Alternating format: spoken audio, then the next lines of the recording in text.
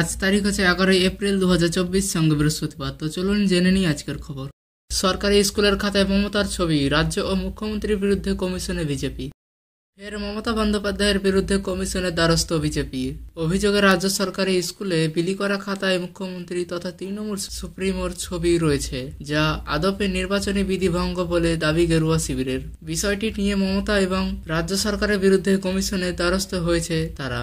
দেশ জুড়ে ভোটের ঘণ্টা বেজেছে, নির্বাচনী আচরণবিধি জারি হয়েছে, এমন সময় তৃণমূল সুপ্রিমোর বিরুদ্ধে আচরণবিধি ভাঙার অভিযোগ উঠল। সরকারি স্কুলে পড়ুয়াদের খাতা দেয় শিক্ষা দপ্তর। সরকারি স্কুলে যে সমস্ত খাতা দেওয়া হচ্ছে তাতে রয়েছে মুখ্যমন্ত্রীর ছবি। বিজেপির দাবি, খাতায় এই ছবি আদতে রাজ্য সরকারের বিজ্ঞাপনের কাজ করছে, অথচ নির্বাচনী আচরণবিধি অনুযায়ী যা নিষিদ্ধ। এই যুক্তি তুলে ধরে কমিশনের দ্বারস্থ হলো বিজেপি। ওই খাতা থেকে মমতার ছবি সরানোর দাবি জানিয়েছে তারা। এই প্রথম নয়, এর আগেও একবার মমতার বিরুদ্ধে কমিশনে গিয়েছিল বিজেপি। নির্বাচনী জনসভার মঞ্চ থেকে প্রধানমন্ত্রীর উদ্দেশ্যে অসাংবিধানিক ভাষা প্রয়োগ করার অভিযোগ উঠেছিল মমতা বন্দ্যোপাধ্যায়ের বিরুদ্ধে। তার বিরুদ্ধে কমিশনে নালিশ জানিয়েছিল বিজেপি। এছাড়া চুঁচুড়ার বিধায়ক অসিত মজুমদারের বিরুদ্ধেও কমিশনে অভিযোগ দায়ের করা হয়েছিল।